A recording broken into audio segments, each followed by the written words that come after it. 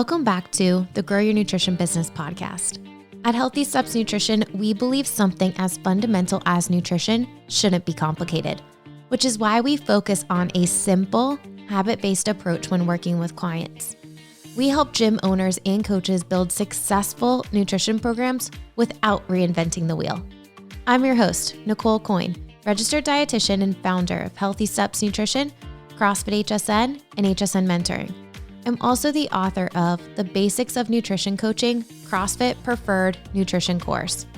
I'm going to teach you how to take one step at a time to build a successful nutrition program where you finally feel confident talking about nutrition to your members and your community. This week on the podcast, we have Jason Ackerman. He is a 3-time CrossFit affiliate owner with over 25 years of experience in the health and fitness industry. He is actually on seminar staff and is a level 4 trainer. CrossFit seminar staff is an elite team of coaches who mentor and train aspiring trainers, CrossFit athletes, and CrossFit affiliate owners. He also has a coaches development program, and I thought it'd be really fun to have him come on the podcast and talk about what you can do to become a better coach. In today's podcast, we talk about 3 main questions. What is the biggest struggle new coaches make? What is one thing that he's done to help himself become better as a coach? And what's the one thing that separates good coaches from great coaches? As a fitness and nutrition coach, you are in the relationship business. You are going to be surprised to hear this conversation and listen because it has nothing to do with the letters behind your name, credentials, or online courses, which is what we were talking about, which separates good nutrition coaches from great coaches. We will get to this podcast episode right after this message. Did you know that we launched another podcast called Nutrition Made Simple? Yes, this is a client-facing podcast where we give simple and actionable tips to help you become the healthiest version of yourself one step at a time. Coaches and gym owners are loving listening to this podcast because it's giving them more tools in their toolbox to become an effective coach. Make sure you head over to wherever you are listening to your podcast and subscribe to Nutrition Made Simple. All right, enjoy this podcast with Jason Ackerman. All right, Jason Ackerman, welcome to the Grow Your Nutrition Business podcast. Thank you for having me. I'm excited to chat with you. When I think about people who've been in the CrossFit space for a really long time, your name pops up. You've been in this space, coaching, owning affiliates, now helping other coaches. I'm excited to chat all about coaching today. I think that was just a really nice way of saying you're getting old. You've been in the space for, how long have you been involved in CrossFit? Involved, coming up on 15 years, which is a little bit of a, mind mess when I think about, it doesn't, you have periods in your life that don't seem like forever ago, like high school. Oh my goodness, that was forever ago. College. Yep. But CrossFit, it's like, oh, I found that yesterday. No, 15 years. Right? It's amazing just to see how everything's evolved. And, as coaches, we always want to be better. So I'm just excited today to talk about what you've done to better yourself as a coach and what new coaches can do to better themselves. But at first, I want to talk about what's the biggest mistake you think new coaches make when starting their coaching career? Specifically nutrition or any coaching? Let's talk about CrossFit coaches in the fitness space. And I think obviously there's overlap, right? Coaching is coaching, be it fitness, nutrition, lifestyle. I think, and it's something I work on every day, I think the biggest mistake coaches make is a lack of empathy. You have to be empathetic to build that relationship with clients so that they trust you. Yeah, I think that's a really good point. Did I say that for the first time? Have you heard that? I couldn't tell by your reaction. No. You're like repeating, because everyone says that. And by the way, can we talk about how your nail polish perfectly matches your logo and your shirt? I do that on purpose when we record videos. Yeah. Is there video? Are we recording video? Well, we did record a bunch of video content for the HSN app last week. So yes, we did. And my nail polish does match. You're right. So I have not heard you say that before. And I would have never guessed that you would have said that, but I think that you're right. A foundation of an awesome coach starts with the relationship. And we say that with nutrition coaching, but it really does go with fitness coaching too. Absolutely.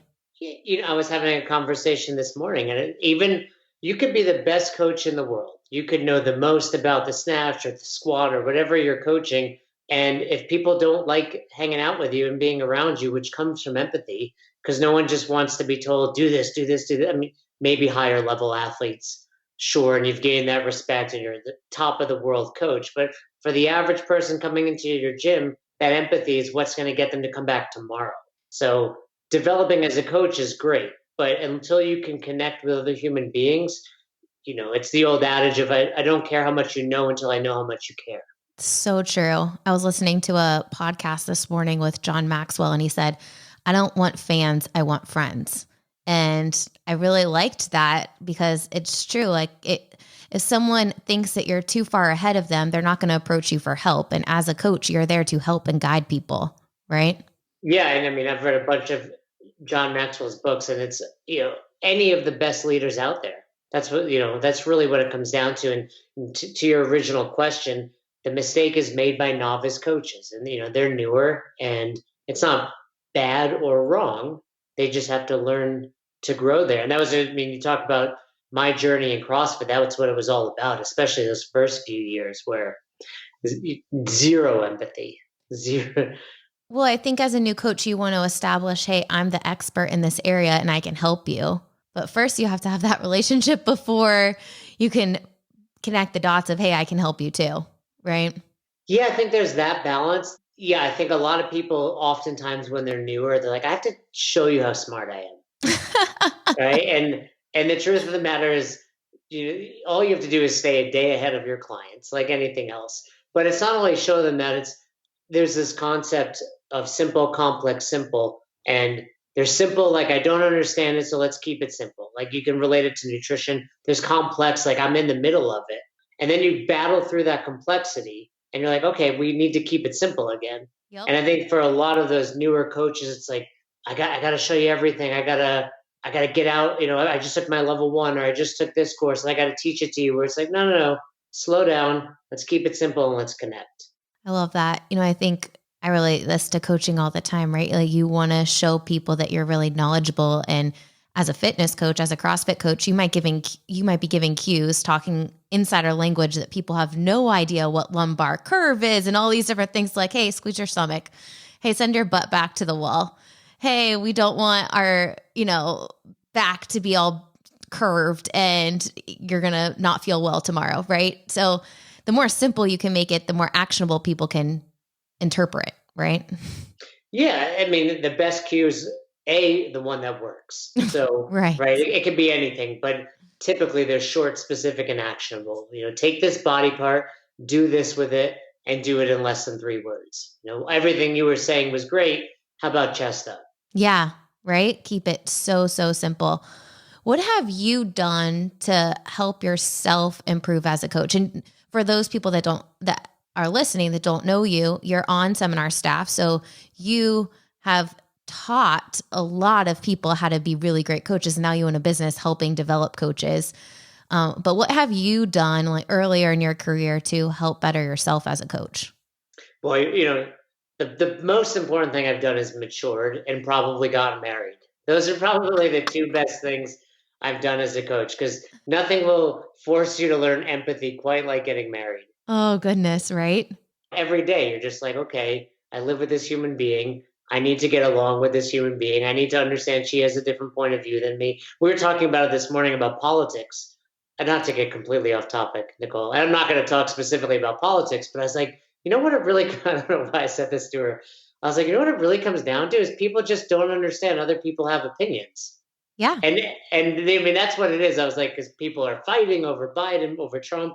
I'm like, whatever you believe, that's fine, but understand other people have their opinion. And whatever you're thinking, that person is thinking about you. As much as you hold to the truth of this person is a better president than this, it's like, but that person thinks the exact same thing. So, that's basically, I don't know how I got onto that topic, Nicole, but it's the point is, it was like, I learned that through maturity, because back in the day in 2007, you came into CrossFit and it was like, eat meats, vegetables, nuts, seeds, some fruit, little starch, no sugar, keep intake to levels that support exercise, not body fat. If you're not willing to do that, guess what? You can't come here. And that was it. And it was like, by the way, yoga's dumb. Stop doing that. You can't, stop hanging out with your friends that don't do this CrossFit thing. So part of it was simply just maturity. I mean, from that broader perspective. Now, specifically, if you're saying what made you get better, I think for me, it was the desire to get on seminar staff and the willingness to take feedback as I tried to get onto seminar staff. So going to multiple internships and hearing feedback and being willing to accept that feedback and immediately try to implement it. So a lot of coaches just maybe want to get better. And then you're like, hey, you didn't see that person was squatting on their toes. Yes, I did. So something I think that I learned early on was listen to other people. And I'm sure obviously it relates to that whole empathy piece, but listen to other people's feedback and just smile, say yes, and do your best to implement it.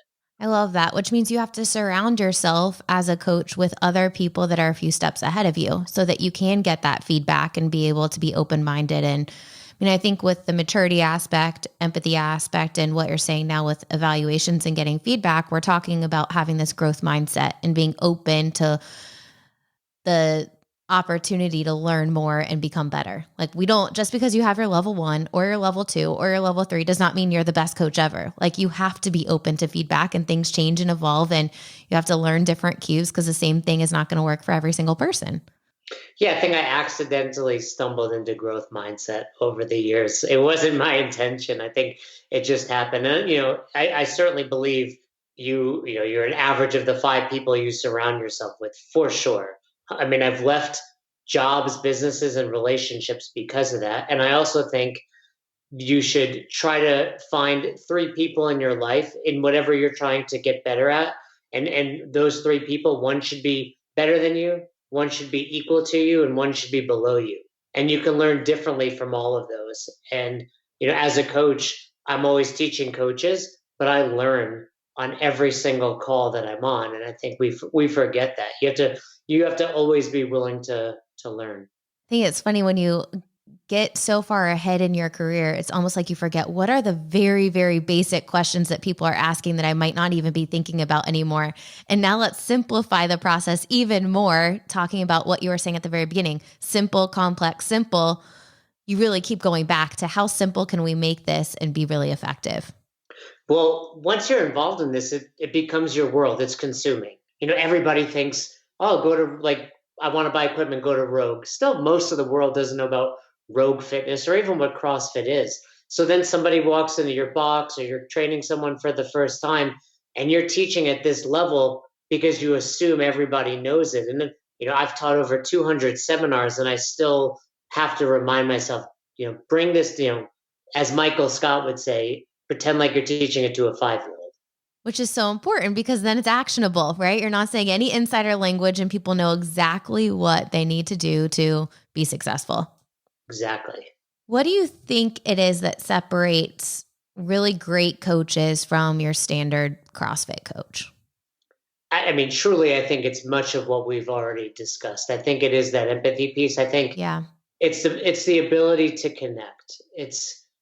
And not just, if you're truly talking about the separation of it, then it's not only your ability to connect, but the speed in which you can do so. Can you meet someone for the first time and connect with them to the way that they want to stick around or that they want to come back tomorrow? Because when someone's willing to do something, you have to strike while the iron's hot. So someone shows up to your box today, if it takes you two weeks or 2 months to connect with someone, they might not come back. But if you connect with them immediately, and those are the little things, eye contact, smiling, mirroring, things like asking them questions, repeating what they say. So your ability to connect, again, going back to, doesn't matter how great you are. If that person doesn't come back tomorrow, they'll never know your ability to coach the Olympic lifts. They don't really care about that though. They care about how you can get them from point A to point B and keep them safe and not hurt, right? And that goes back to us kind of getting lost in the world of CrossFit. Even your members that are already there, yes, they want to see their performance improve. But if you really dig deep, into most of your members, like, no, why? No, why? Continue to ask those whys. It's like, I want to look better naked, Yep. right? Foundation. And then secondly, be healthy for my family. Yeah. And I think for a lot of what separates with CrossFit is the community aspect. Like if we ask our members why they keep coming back, it's because they have this community, this support system of people that's there to be that positive influence. Absolutely. And, for my partner and I, we've been having this conversation a lot. I don't know if you've seen it, where box owners rely on that community as their selling point, and we try to educate them. Keep doing that, but community is not unique to No. you. Community is unique to CrossFit. Every CrossFit, HSN, whatever box you go to, you have a community, and no one really knows what that is until they're a part of it. Yeah. So while community is what made my boxes great, but when somebody new would walk in the door, I wouldn't tell them we have a great community, They don't get because it. They haven't drank the Kool-Aid yet. exactly, that's it. It's twofold. One, the box down the road is saying the same thing. So what separates you from them? And Yeah. two, the average person, if they walk in, if you're the first CrossFit gym that they've experienced and they're used to global gyms, they're like, but I don't want to talk to anybody. That creepy dude on the elliptical, I want to avoid him. I don't want a community. And then they realize this is a unique community. I mean, I don't know about you, but over my 3 affiliates that I've owned, I would guess 20 marriages came from it. But if I would have told those people on day one, hey, you're going to meet Your your spouse or significant your other, right? They'd be like, what are you talking about? I just want to get in shape. Yeah, you're right. It's funny. We did an interview. We had a bunch of testimonial videos from our members. And one of the members, she said, my husband was coming to the gym, our gym, and he said, like, he wanted me to come. And she said, I already have enough friends. I don't want any more friends. Like, she literally said that on the video. And then later she's like, but I really made a lot of friends and it's great here.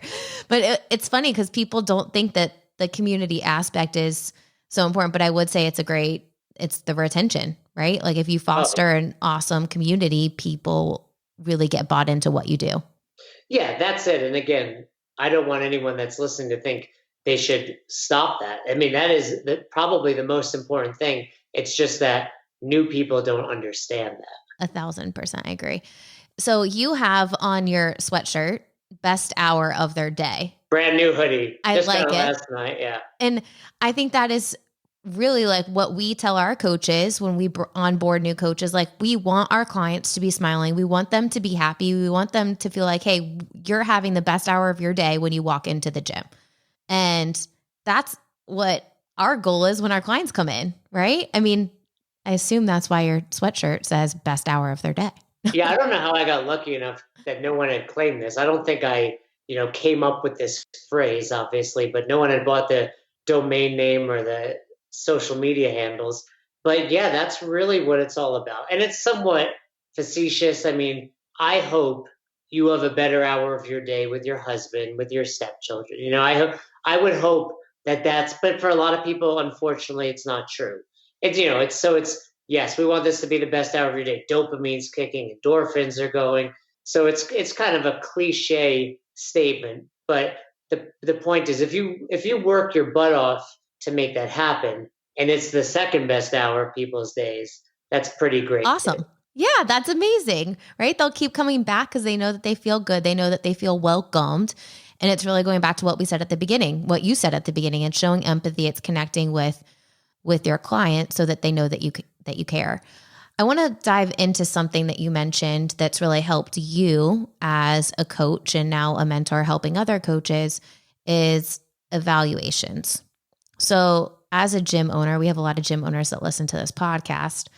Some gym owners do evaluations for their coaches, and I would say many do not. What would you say about owners evaluating coaches? Mandatory. It needs to happen.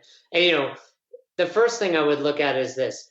If you're a box owner and you listen to this podcast, you're probably not paying your coaches a ton of money, 20, maybe $30 an hour. Some of them are bartering for membership, 2 hours a week. They have busy lives, full-time jobs, like we've said, families. They do this because they love it. And most of the things you love in this life, you want to improve at.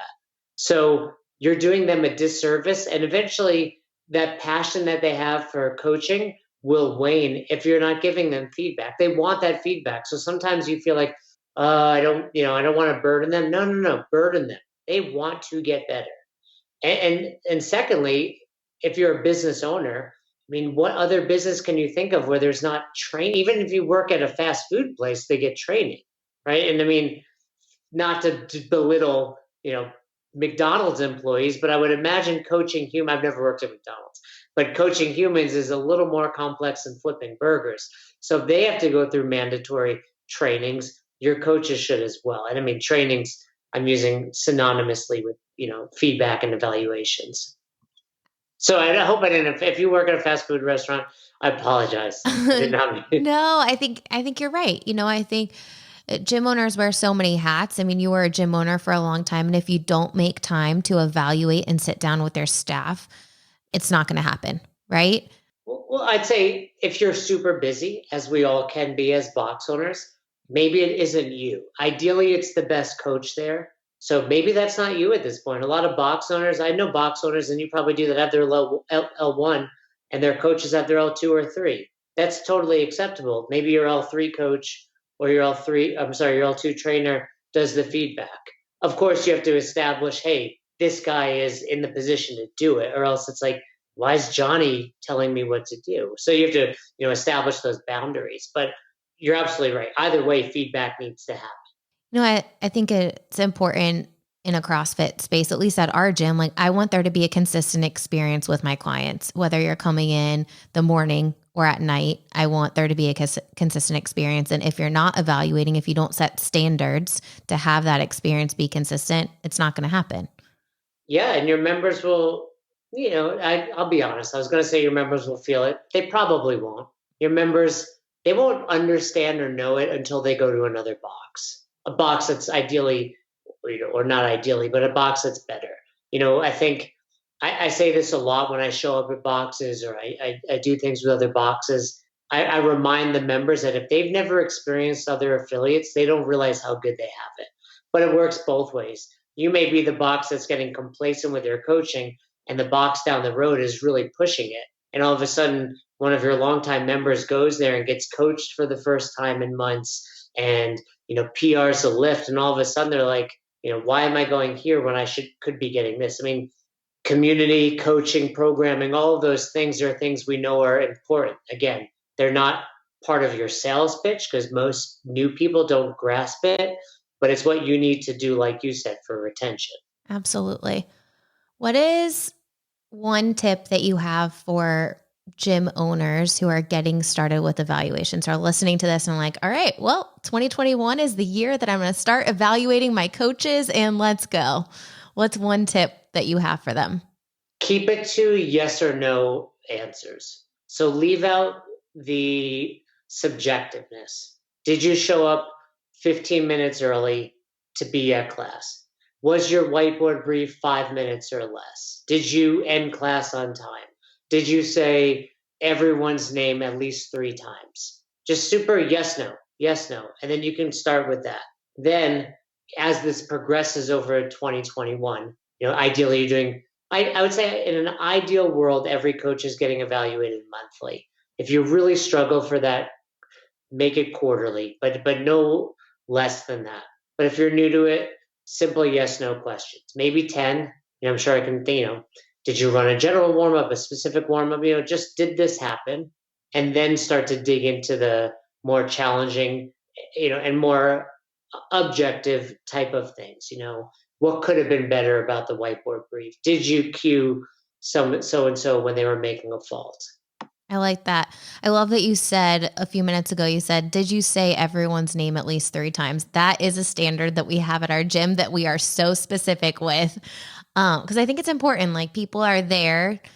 You're a part of this community. Like, people need to have that connection with the coach. And sometimes as a coach, you might go to the people you feel most comfortable with, and someone might not have all of the attention. You might not spread your attention out to everyone in a class, especially if it's bigger.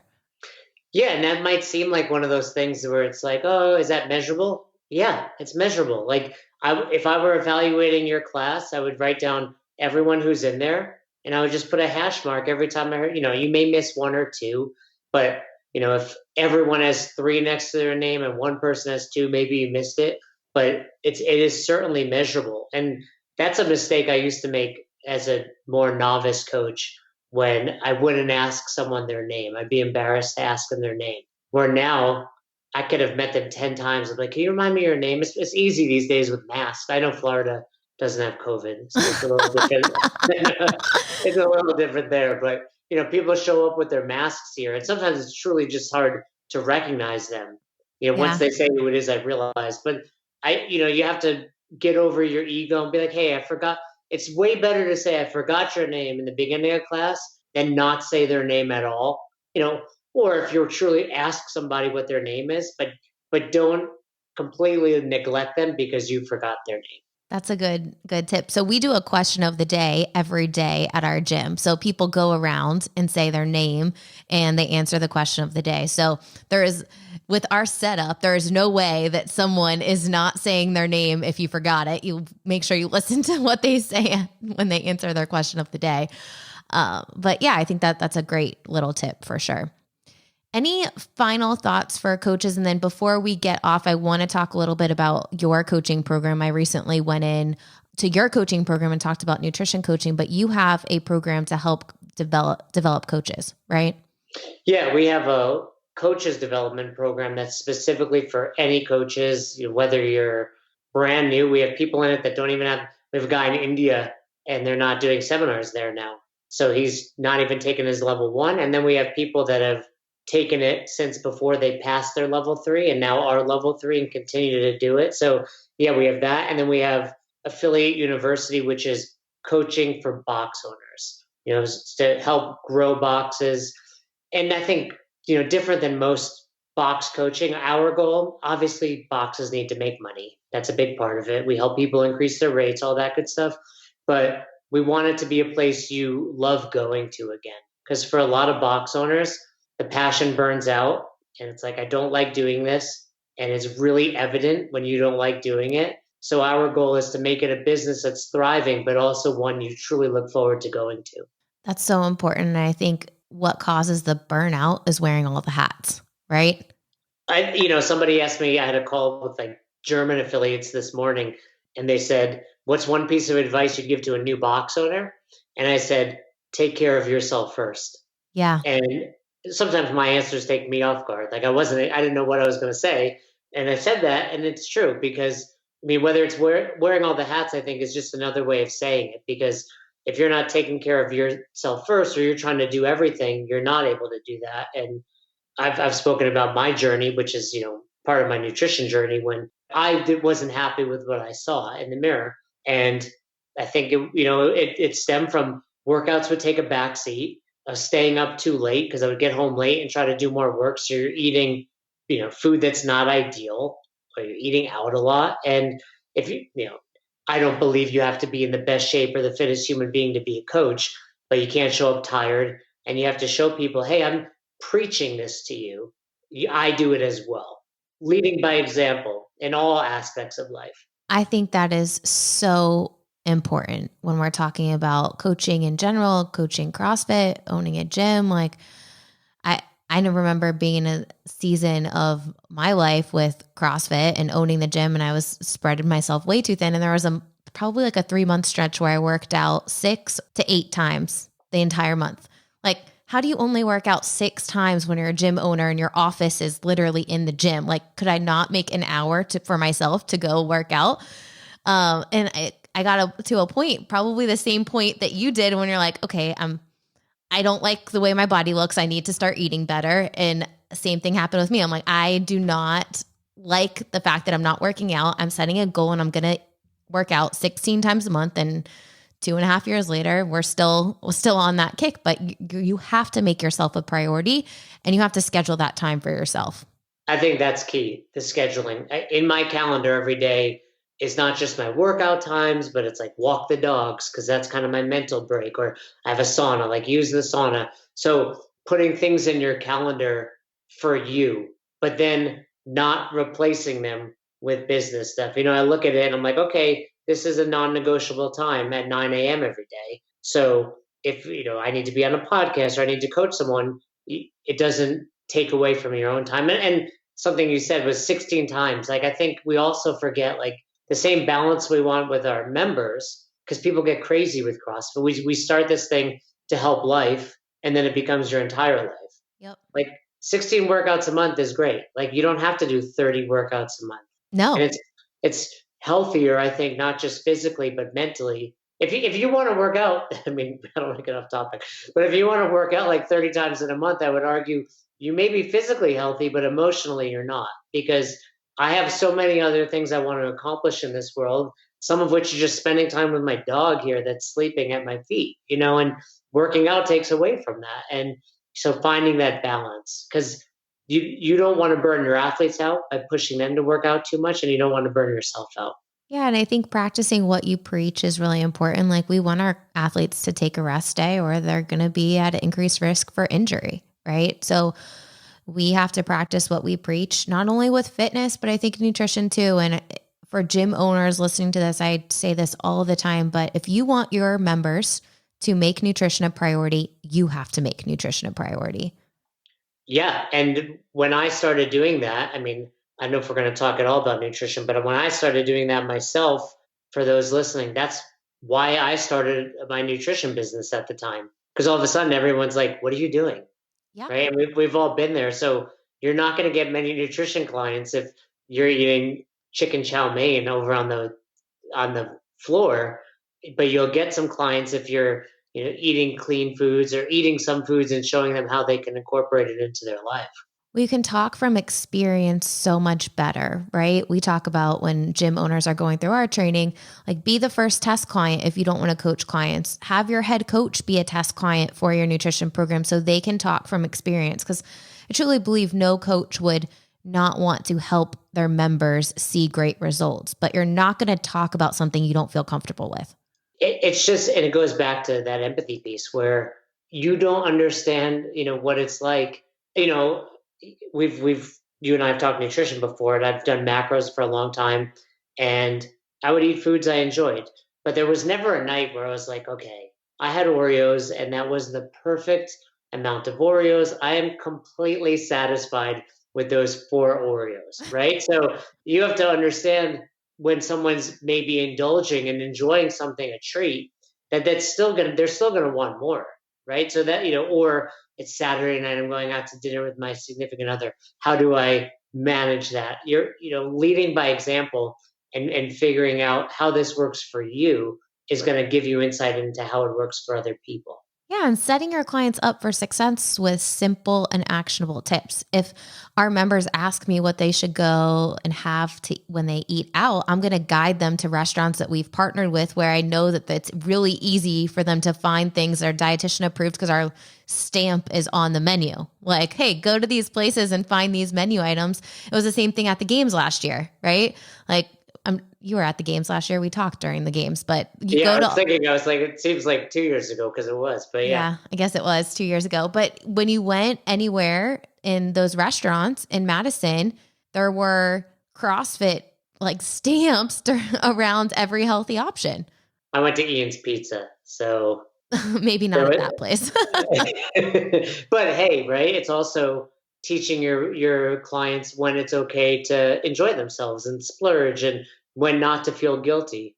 Yeah, have a treat and move on. But if you're practicing what you preach, if they're seeing you eat mostly whole foods and having that balance and prioritizing your nutrition, they're going to prioritize nutrition.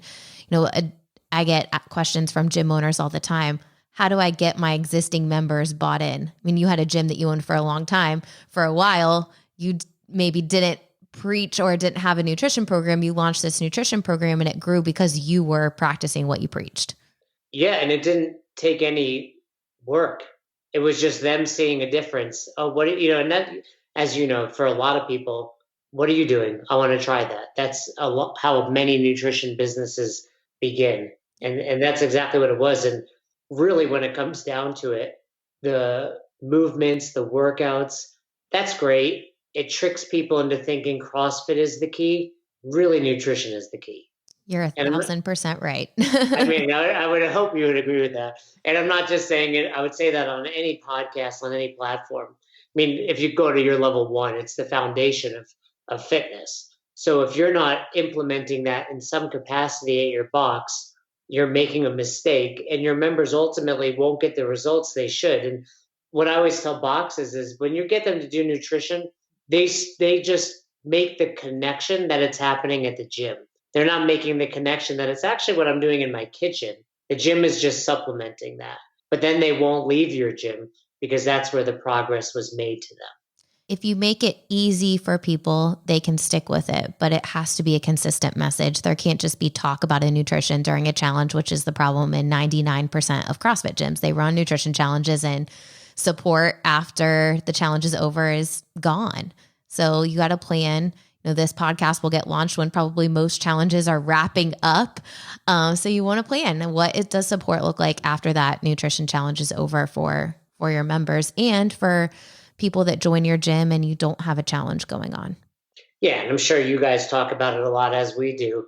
That's also just another revenue stream for your box. 1,000%. You're adding revenue when you add nutrition. You're helping your clients see better results. And what we've seen from COVID shutdowns, especially with our European gyms, is they're able to add nutrition only clients. So they're not even having people come into their physical locations, which are closed. They're adding nutrition only clients because they're creating a message that nutrition is the priority and they are the nutrition experts in their area. Yeah. And as we learned during the shutdown, gyms may close, but people still eat. And there's a quarantine 15 or something like that going on, COVID 20. People are not leaving their houses if the gyms are closed, or even if they're reopened, they're training less, not even mentioning overall health. You're right. You're 1,000% right. Where can coaches who want to become better coaches find out more about the coaches development program that you guys have? Everything's online. So I'm sure a simple Google search will do it. But I think everything is on our website, besthouroftheirday.com, which is also our Instagram. And then on my Instagram, Coach Jason Ackerman. I know the link is in my bio for the coaches development course in there. So like I said, if you're just a coach and you want to improve, that's great. We have monthly calls. We have great guests like Nicole. Chris Hinshaw is coming on Thursday, James Hobart, those types of people, if you like them. And then we have our box owner coaching as well. And you can find that on Best Hour. Awesome. Thank you so much for coming on. So many great tips that can be applied for nutrition coaches, fitness coaches. Empathy and connecting with people is the foundation of being a successful coach. You are in the relationship business. So many takeaways. Thank you for coming on today. And your wife is about to have a baby. So excited to see a picture coming soon of your little nugget. Talk about empathy. When she wakes me up at 2 a.m. to pee, that's where the empathy needs to be strong. Gotta love it.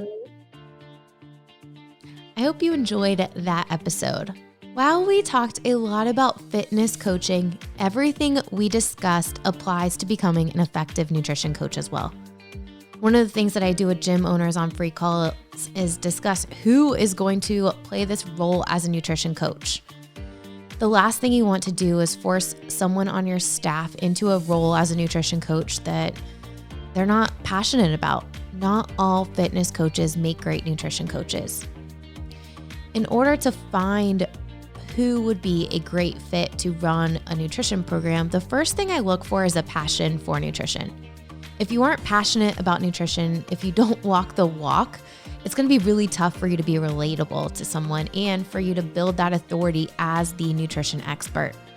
The second thing we look for is all about what we talked about in this podcast. We need people. We need someone with empathy. We need someone that has those good soft skills that can relate to clients. As a nutrition coach, it's so different than coaching a regular CrossFit class or any fitness class. So nutrition coaching is all the other 23 hours of the day. You have to be able to build that relationship and provide support and accountability to your clients. Which takes me to the last thing that we look at when picking an amazing nutrition coach, and it's follow through. If you are not good with follow through, it is very tough to be able to provide accountability and support for your clients. Because just because they come in for a follow-up visit once a month does not mean that they're going to have the support to handle all of life throws at them during the course of a month. You have to have really good follow-through if you want to be an effective nutrition coach. Usually after we talk about these things during free calls, I take a pause and ask the owner if anyone on the staff comes to mind. And they think for a second, and sometimes they say yes. And I say, awesome, set up a meeting with that person. Ask them to write a short paragraph about their why. Why do they want to become a nutrition coach? When we work with clients on the fitness side, we always ask them their why. Why not ask the coach the why behind becoming a nutrition coach? This is important for you to understand, but it's also a test of follow through. Are they actually going to do what they said they were going to do? If a gym owner tells me, no one on my staff is passionate about nutrition, or no one has the same nutrition philosophy that I do, I don't have anyone on my staff, then it's time to look at your membership. Do you have a member who is a nurse or a teacher or someone that's been through their own transformation themselves? Recently on the Nutrition Made Simple podcast, we had Mary Cook, who's the owner of CrossFit Swarm, on there. She's lost 200 pounds, and we talked about her journey to losing that 200 pounds, but also the journey to becoming a nutrition coach and how rewarding it is for her to help others do what she did. Someone who's been through their own transformation themselves is so relatable to someone who's struggling with trying to lose weight. So finding a great person to help support the role of a nutrition coach is a huge factor that separates nutrition programs from amazing and thriving nutrition programs. If you are a coach or an owner listening to this and looking to build a nutrition program, Healthy Steps Nutrition and HSN Mentoring has built a CrossFit Preferred Nutrition course, which teaches you the fundamental skills to become an effective coach. If you are truly looking for a turnkey solution to offering a nutrition program, the mentoring route is the way to go. You receive everything that you get with the Basics of Nutrition Coaching CrossFit Preferred course and all of the business support that we've created through Healthy Steps Nutrition that has helped over 3,000 gym owners and coaches build successful nutrition programs. If you are interested in learning more about Jason Ackerman's Coaches Development Program, which I would recommend for any new CrossFit coach and seasoned CrossFit coach for that matter, click the link in the show notes and you will have a link. You will find the links to get in touch with Jason. He mentioned it on the podcast, but besthourofyourday.com. I hope you enjoyed this podcast episode. Please make sure that you subscribe so you do not miss another episode. We'll see you back next week.